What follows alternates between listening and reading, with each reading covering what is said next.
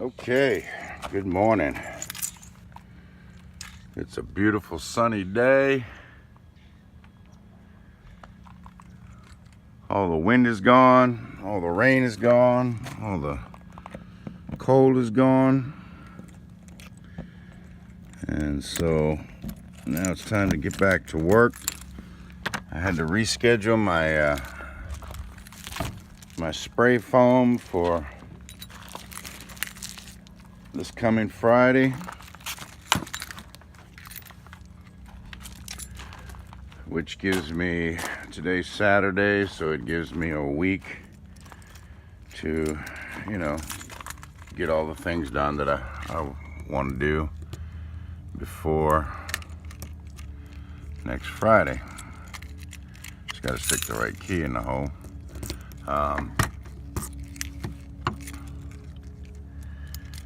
You can control a lot of things, but you can't control the weather. So,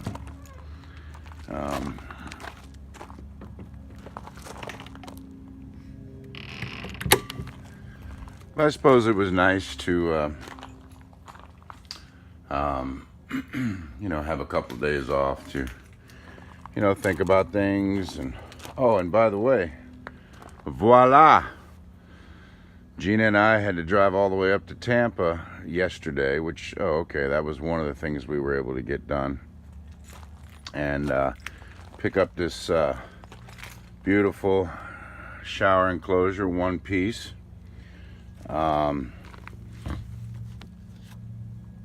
The previous ones all had like scratches on them, blemishes on them, etc., etc. That's for another video, but this one's flawless on the inside, and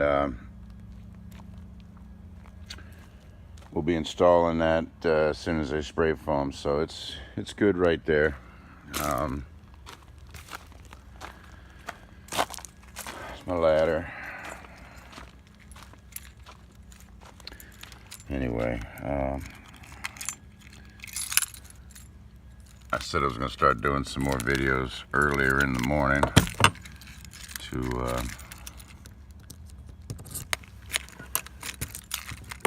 hopefully get some better coverage. I'm going to pull all this stuff out of here today. As you remember, I've got to finish that up there. That's all done around there. I've got a couple pieces of blocking in there. Today I'm going to drill my water inlet holes. I've promised myself today I was going to do that, so I will do that. And then that'll be done. All right, let me unload this thing, get set up, and get ready to work. All right, talk to you soon. Okay, here we go. All right, I'm trimming around the utility room exterior door. Trimming around the exterior door at the top. I've done the sides. Okay, they go all the way up. And now I've cut this piece. It's the header board, or goes across the top, and you'll notice that I've notched it, and that piece of aluminum in that trim on that vent is a little crooked, but that's no big deal, because I'm going to be wrapping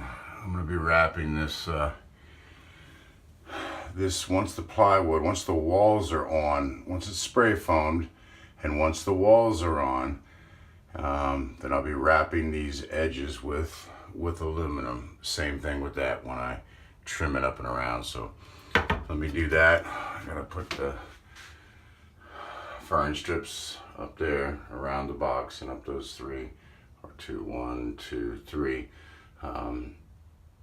walls. And okay, I'll be back. Okay, good afternoon. This door is completely framed out. and put some extra bracing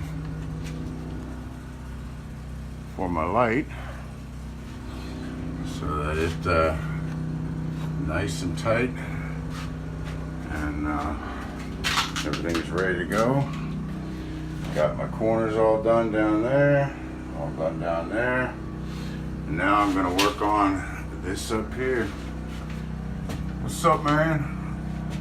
So I've cut a template, and I'm basically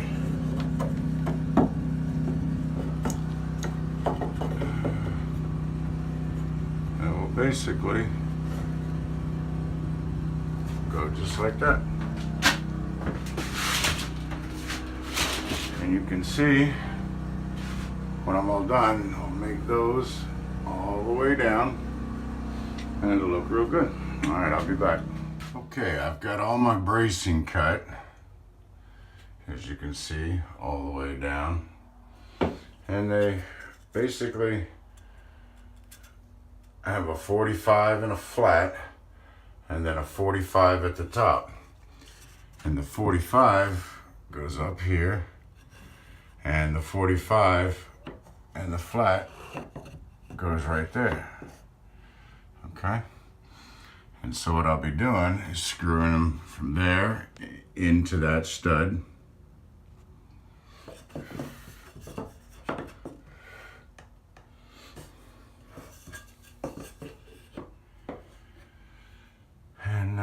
Screwing them straight on into that. And life is good.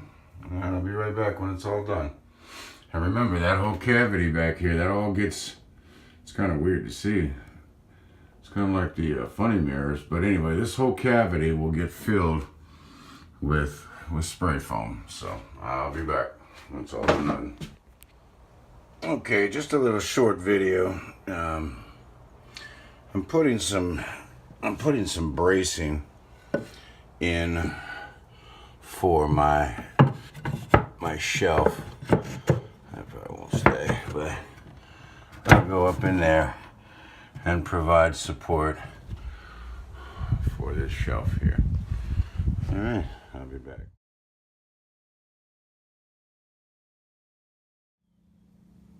Okay, getting ready to pack up and head on back to the ranch. The furring in the entire trailer is now done and ready for some spray foam next Friday. So when I come in tomorrow, I'll be working on putting those wires in conduit and running my awning lights. I don't know if you can see that or not, but they're right there. I've got to run them up the wall and into the ceiling so that I can connect to them when I'm ready. All the blocking's done in there, ready for spray foam. And we have an electric box. I went ahead and hung that just to get it off the floor and get it out of my way. And I can pretty much, you know, when I run my wires, I'm gonna run them up through the ceiling and then they're gonna drop down. Now keep in mind, this is a 110, 120 volts AC, but the majority of everything in this trailer is run on 12 volt on batteries. And when you're plugged into shore power, which will be right there, it will go to what you call a converter, and that converter basically keeps your batteries at full charge. But as you're using power throughout the day and throughout the night, if it's 110, it's, you know, like what would be 110? An example would be, well, it's not 110, but it's 240 volts, which is the electric heat, for example, or the air conditioner. which is 110. So when you're plugged into shore power, those devices, are pulling straight from, from the electric service that's provided. We call that shore power. But everything else, lights, switches, fans, awnings, motion lights. Oh yeah, right there. Water pumps, radio, you name it. Everything else is 12 volt. So, if I did not have shore power, or what I would call, utility power hooked into with an extension cord to the campground or wherever, how do I get power? How do I charge my batteries if my converter's not charging my batteries? Well, that's what solar is for. That's what wind power is for. As you generate your electricity, you're storing it in your batteries, which we're going to get into all of that in great detail, and I can't wait. That's the part that's I'm most excited about. Well, I'm excited about everything, but I'm most excited about, just getting all the, everything hooked up and working and functioning, and, and being able to go camp out in the middle of no fucking where, and, have all the power that we could possibly want. We're going to have a lot of our own water, which, there are ways when you're out and you don't have, a water spigot. There's ways to get water, filter it, whatever. We're going to get into all that stuff. But yeah, I'm pretty psyched about this. This room is completely ready for spray foam. And, this is my utility room. This is where everything happens. This is where the mad scientist is going to be, doing his thing. But, once it's done, man, I slap the plywood on the walls, on the ceiling, and begin to run my electric. And remember, all the electric's running through the ceiling and dropping down wherever I may need it. So, which is nowhere, because I'm going to have all my, any 110 outlets are going to be, interior, meaning interior walls that, I have access to even after they spray foam. So, real quick, that's the main panel. Now, I will have a sub panel that will control all of the critical circuitry, and again, we'll get into all of that later. You can think of things that are critical, and lights, heat, things that if I have to drop down from 50 amp service down to 30 amp service, and I'm running a generator or whatever, campground or whatever only has 30 amp service, certain circuits will be busted out of there and put into there, and we'll have what they call an automatic transfer switch. So if I'm plugged into shore power, here, and say there's a storm and the power goes out, well, automatically, it's not an automatic situation. I get out my generator and I plug it into it, and the switch will handle, any differences in amperage from 50 to 30, whatever. But we'll get into all that stuff later. So let me load up. It's been a beautiful day. I've got a lot of stuff done. Actually, let me load this side up, and then when I go around to the other side, I'll show you, some of the plumbing and stuff like that, and the finished walls in there. All right, bye. Okay, let's wrap this up today. Lock this door, utility room door. Just a little while ago, I went over some of the stuff. I got it all loaded back in, but this room's ready for spray foam, baby. Ready for spray foam.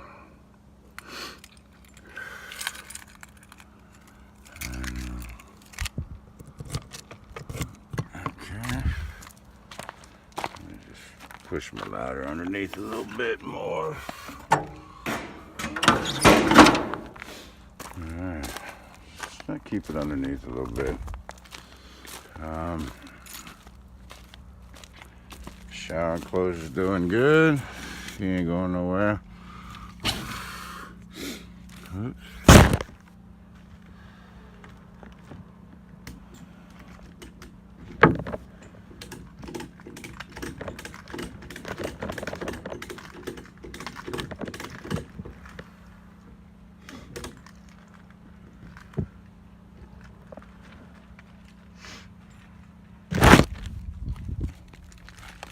Doing good.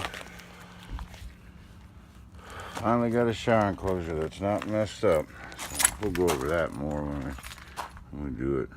But alright, as you can see, I got everything loaded back in. But I wanted to kind of begin to explain. It'll be better when I got it all tightened up and buttoned down. But we hooked the cold to the hot right there, the supply from the hot water tank, so that we can pressure test. And everything's in the floor. That's going to be my sink drain.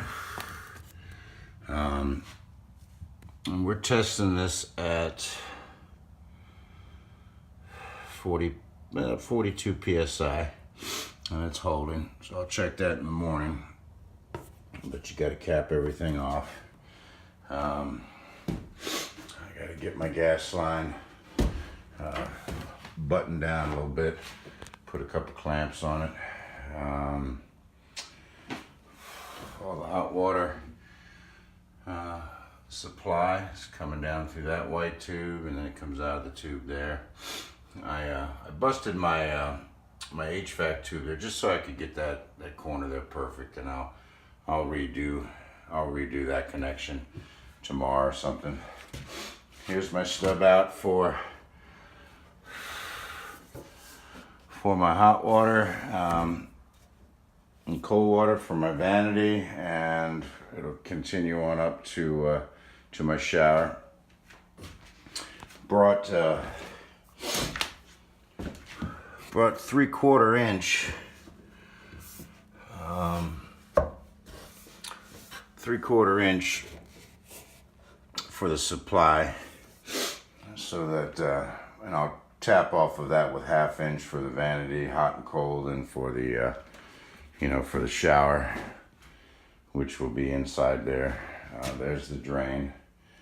I think I said it over here too. Same thing over here. We got the hot and cold stubbed up with some 1/2 inch. Life is good.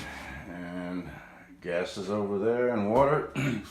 The electric will come down through that wall and come over and supply everything, all the needs there, thermostats, 12-volt wires and all will come over and then go up that wall into my ceiling and go where it needs to go. Thermostat will be on this wall, and then the 110, 240 will come from the utility room back there, the box I showed you earlier. The bed's all done. All the flooring's ready to go down. So the process basically next is I'm just tightening up little things, looking for things that I may have forgotten or whatever. Matter of fact, I see something I forgot right down there. I forgot to trim out around the air conditioner, so I got to do that. And the only reason I have to do that now is because when I spray in my walls, I want there to be a nice, a nice conclusion to where the wall foam stops. And then when we do the ceiling, then we'll know where the ceiling starts. It'll just look nicer. And of course, when we do the ceiling and spray, when we spray the edges, some of it'll go down to fill in anything we may have, not missed, but it just made sense not to put a lot down there at that point. And I've got my stopping points on both sides. You can see the blue tape so that the spray foam doesn't go into my patio door, ramp door assist springs and everything. All of that will get trimmed out in some real nice wood. And I'll insulate that last 8 inches myself once I build what I want there. No big deal. Okay, so we'll see you tomorrow. Y'all have a good night. If you got any comments, drop them. If you got any likes for me, like the videos. If you haven't subscribed, please do. And you can see in the back of my truck I got a propane tank. I just hooked this one up, so it's pretty full. And that's it. All right, y'all have a good day.